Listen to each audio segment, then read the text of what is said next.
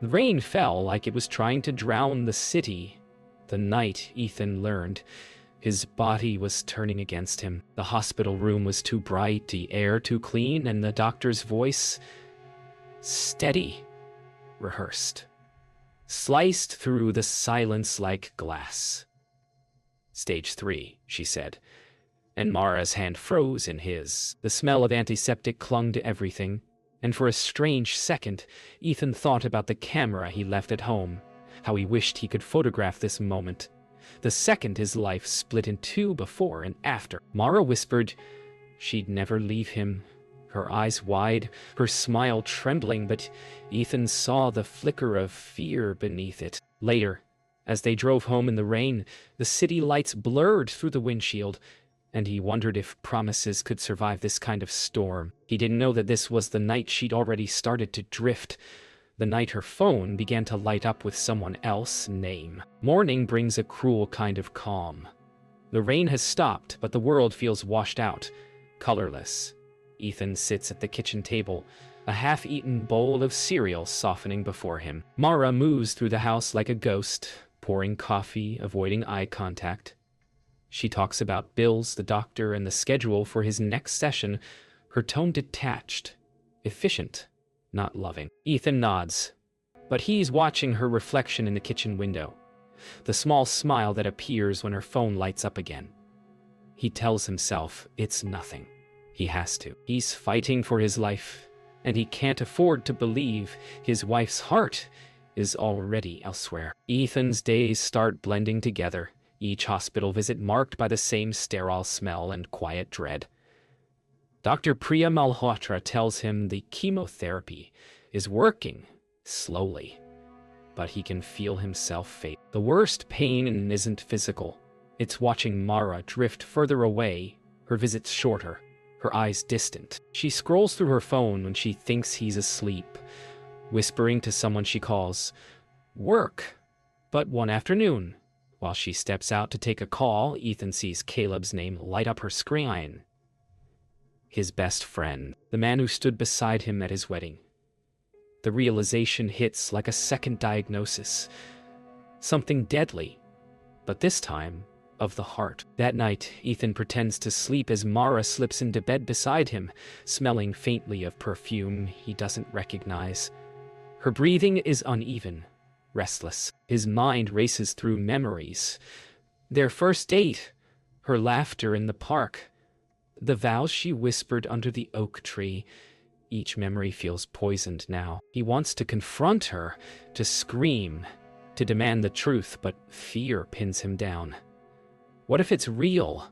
What if the woman who promised to fight with him has already chosen to walk away? The room is silent except for her quiet typing, the glow of the screen flickering across her face like guilt made visible. 2 weeks later, Ethan returns for another treatment, but something inside him has shifted. He's quieter now, detached, like a man rehearsing for a goodbye he hasn't admitted aloud. Lena, his nurse, tries to make him laugh, but his eyes keep drifting toward the empty chair beside him, Mara's chair. She said she was too busy today, that meetings ran late. He doesn't argue anymore. Instead, he takes out his camera for the first time in months and photographs the IV tube, the reflection of light on the saline bag, the outline of his frail hand. For the first time since his diagnosis, he feels control return, not over his body, but over his story. He just doesn't know yet how powerful that story will become. Ethan wakes to the sound of Mara's laughter, soft, intimate, and unfamiliar in tone.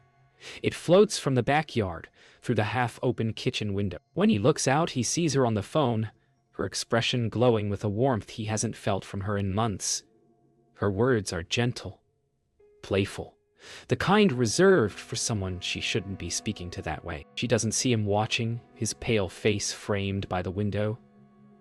Later, she tells him it was a client, but the lie sits in the air between them like fog. Ethan's trust begins to splinter. He can't confront her yet. He's still too weak, still clinging to the image of the woman who once promised forever. But that image is fading fast, replaced by one truth. She's already gone, and he's the only one who hasn't left yet. That evening, Ethan finds a scarf on the passenger seat of their car. Caleb's gym's logo embroidered neatly on one corner. It smells faintly of Mara's perfume and something else, aftershave, sharp and unfamiliar. He grips it, his hands trembling. Memories flood back. Caleb at their wedding. Caleb helping him move. Caleb hugging him after the diagnosis. It's not possible, he tells himself. But the truth is beginning to assemble itself in cruel detail. When Mara gets home, she notices the missing scarf, hesitates, and then lies. "Oh, I borrowed it from a friend." The words are too quick, too practical. Ethan forces a smile, but inside, something cold and permanent begins to form. A seed of vengeance, small but growing. The confrontation doesn't happen in shouts or tears.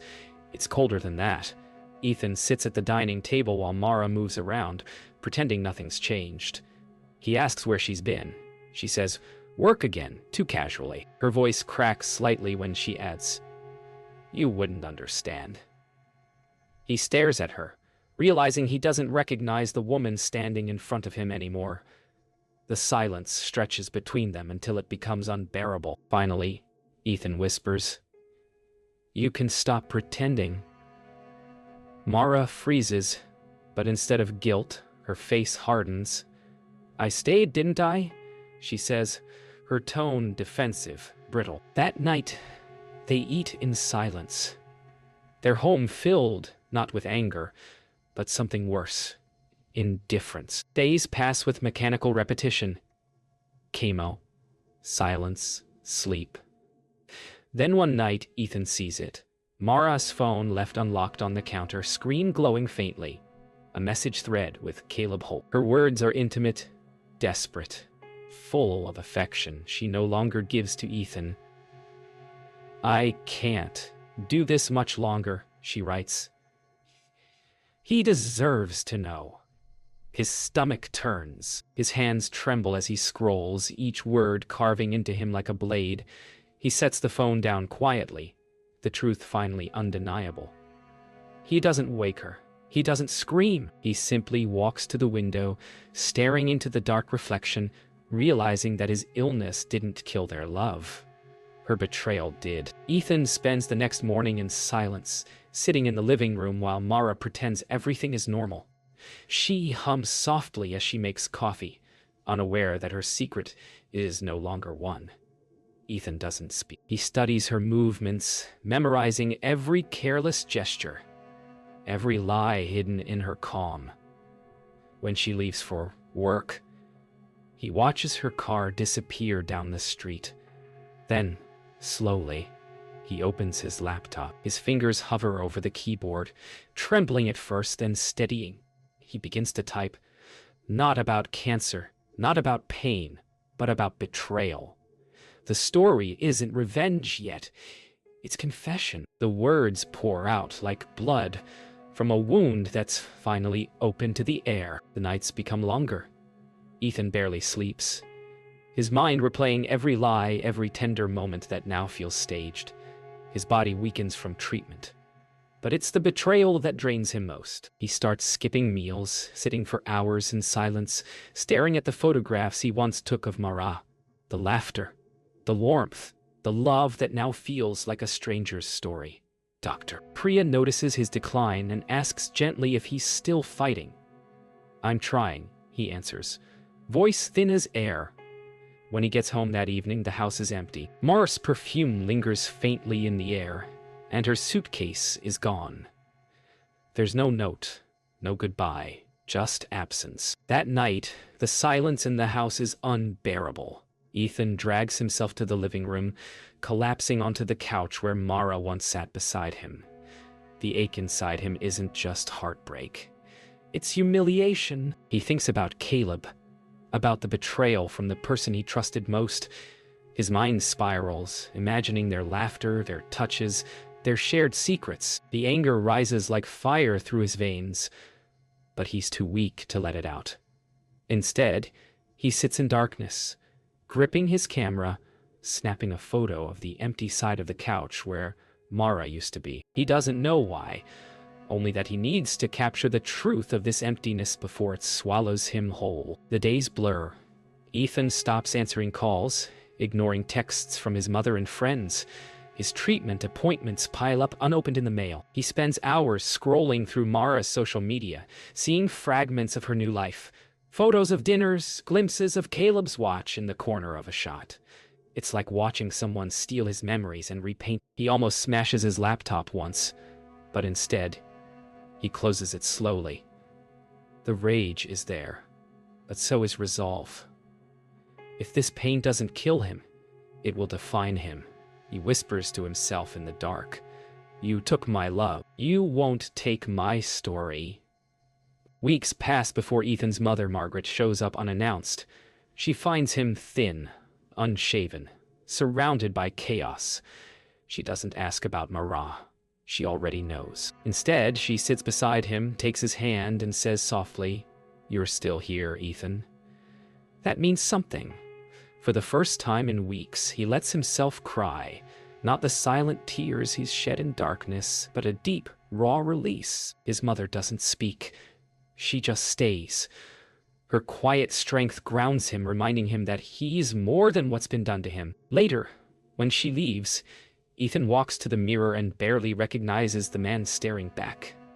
But for the first time, he doesn't look away. That night, Ethan opens his laptop again, but this time, not to look at Mara. He begins to write. Not about her affair, not yet, but about the feeling of dying while being alive. About pain that no treatment can fix. His words are raw, jagged, but honest. He writes until sunrise, until the light touches his face and the page is filled with truth. The darkness inside him doesn't vanish, it transforms. For the first time, he realizes that maybe his story isn't ending after all. It's changing. The betrayal broke him, but the writing begins to build him back, piece by fragile piece. Winter arrives quietly, wrapping the city in pale gray light. Ethan begins walking again, slowly, carefully, through the same park where he and Mara used to spend their Sundays. The chemo has left him thinner, weaker, but something fierce has replaced the despair in his eyes. He carries his camera now, capturing stillness instead of sorrow. Each photo becomes an act of defiance, proof that he's still here. The pain hasn't vanished, it's simply changed shape.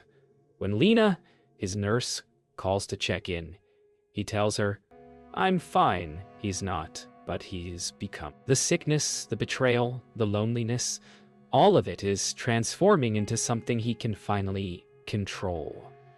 A story worth telling. Ethan returns to the hospital, not as a patient defeated, but as a survivor determined to understand what kept him alive. Dr. Priya greets him with cautious optimism.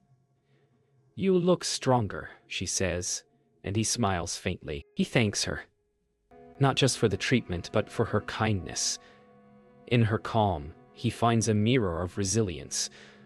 "You didn't just save my body," he tells her softly. "You reminded me what being seen feels like." For the first time, his voice doesn't tremble.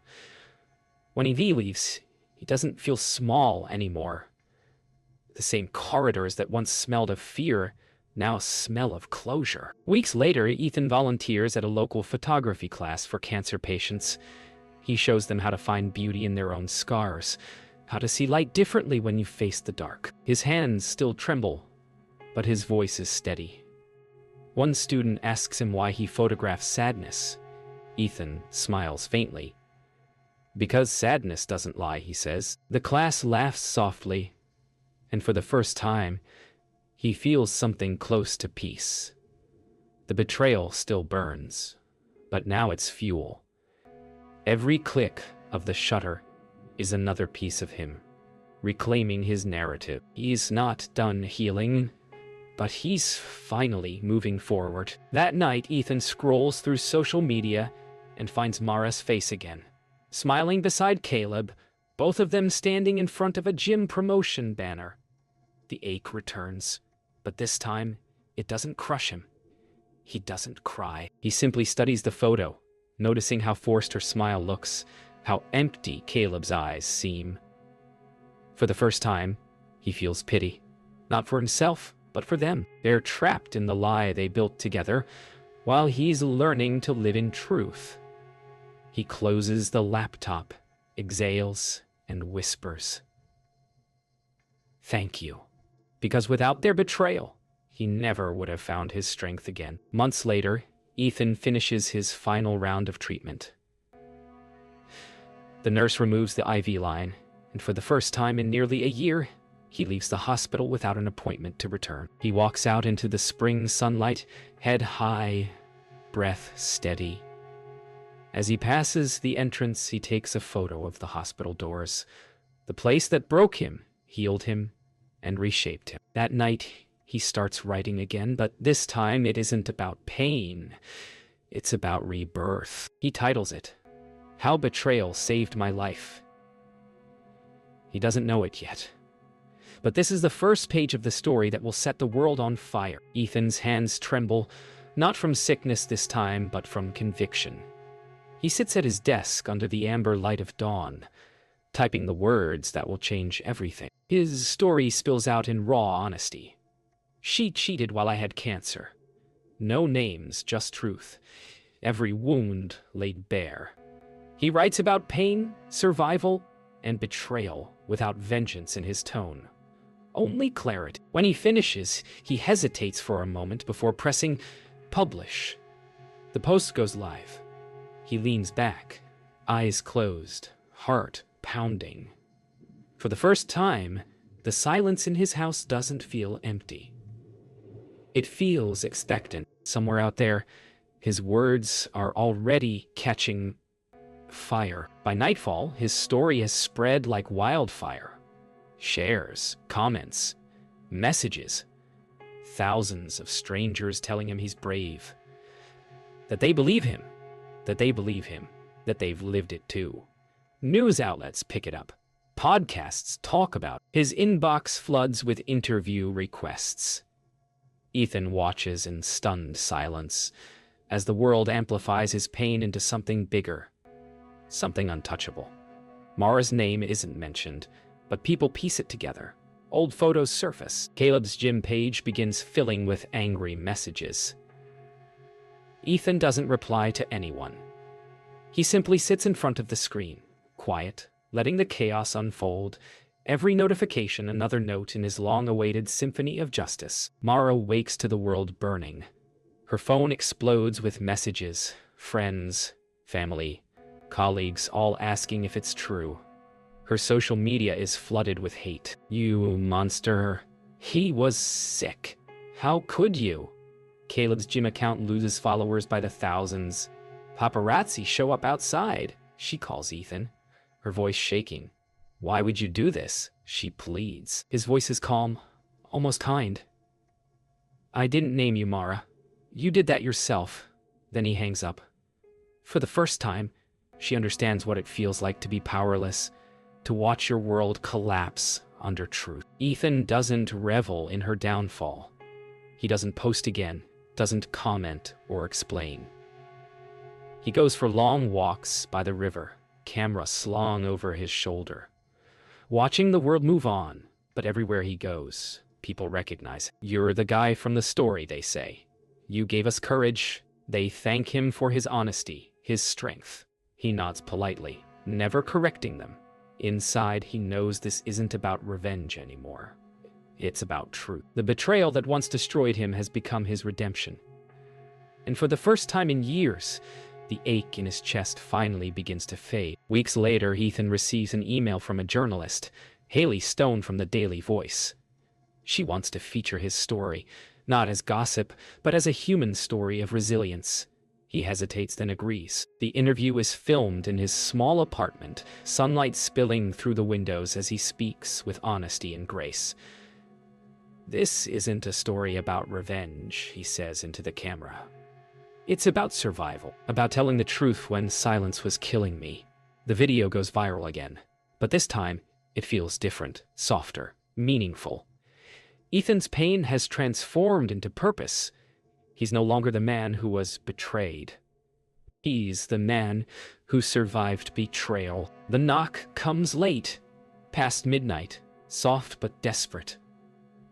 Ethan opens the door to find Mara standing there, rain-soaked and trembling, her mascara running in dark streaks down her face. For a long moment, neither speaks. She whispers, "You ruined me," her voice brittle, trembling between guilt and anger. Ethan studies her, this stranger who once shared his bed, now hollowed by her own choices. "No," he says quietly, "you did that." He steps aside, lets her in, not out of love, but compassion, the kind you give to something already broken. She sits at his table, eyes wide and lost, and for the first time he feels nothing at all. Mara sits at the kitchen table, clutching a mug she doesn't drink from. Her voice shakes as she speaks. "I didn't mean for it to happen. I thought you were dying, Ethan. I didn't know how to live in that shadow." Ethan listens, silent. "I loved you," she whispers, "but I was scared." He nods slowly. "I was scared too," he answers softly. "But I didn't run." The words fall heavy between them. There are no more excuses left, no redemption to find here. She begins to cry, quietly, shoulders shaking. Ethan reaches across the table, not to comfort her, but to close the distance for a final goodbye. Neither of them can speak. When morning comes, Mara is gone. She leaves no note, just the faint scent of her perfume and a coffee mug, still half full. Ethan stands by the window, watching the early light touch the rain-slicked streets. He doesn't feel triumph, or even sorrow, only stillness. His story has already moved beyond her. He turns back to his desk, where messages from journalists, readers, and strangers still flood his inbox. Among them, one stands out, a woman writing, "Your story saved my life." Ethan smiles faintly, tears forming but never falling. For the first time, he realizes revenge wasn't what healed him. Telling the truth did. Later that week, Ethan meets Haley Stone again for a follow-up interview. She asks him what forgiveness feels like. He pauses, thoughtful. "Forgiveness," he says, "isn't about letting someone else off the hook. It's about freeing yourself from being chained to them." Haley nods, tears glinting in her eyes. The camera lingers on Ethan's face as he smiles. Small, real, unguarded. In that moment, the man who was betrayed disappears, replaced by someone new. Someone who has learned that peace doesn't come from vengeance, but from letting go. That night, Ethan prints a new photograph. The hospital doors under the morning sun, the same shot he took the day he was declared cancer-free. He pins it above his desk, beside one of Mara and him from years ago. For a long moment, he looks at both, past and present, life and loss. Then he takes the old photo down, not in anger, but in peace. He places it in a box, closes it, and exhales. The past no longer defines him. As the city hums outside, Ethan sits in the golden light of his small apartment, the quiet sound of the printer whirring like a heartbeat, slowly finding its rhythm again. Months have passed. The world has moved on from his story, but Ethan hasn't stopped telling it. This time, not online, but in person. He's been invited to speak at a conference for cancer survivors. Standing backstage, he feels his pulse steady, not from nerves, but from purpose. When his name is announced, the applause rises like a wave.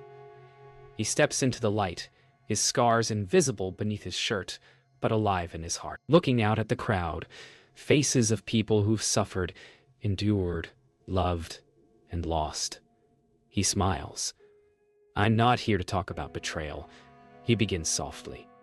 "I'm here to talk about what comes after." As he speaks, Ethan shares his truth, not the story of betrayal, but the story of survival.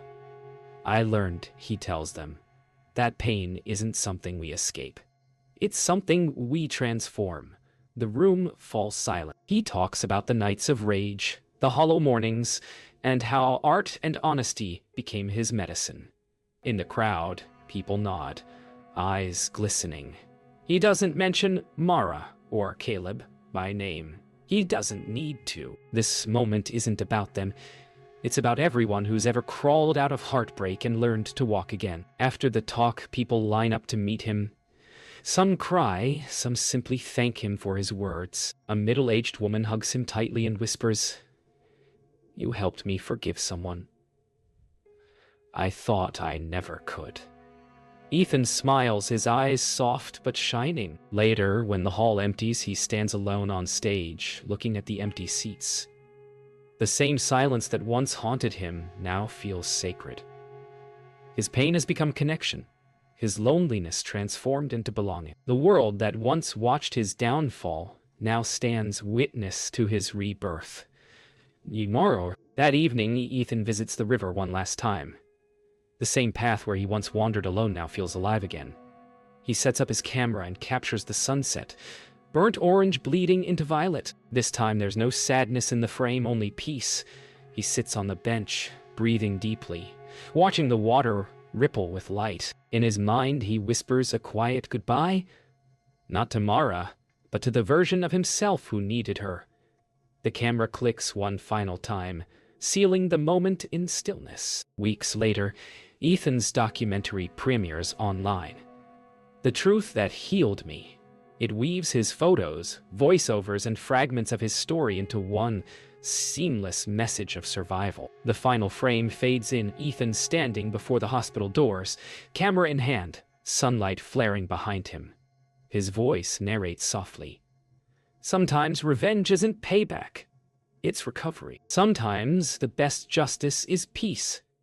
The screen fades to black as his name appears, beneath the words directed by Ethan Rivers. In the quiet that follows, the world remembers him not as the man who was betrayed, but as the one who rose.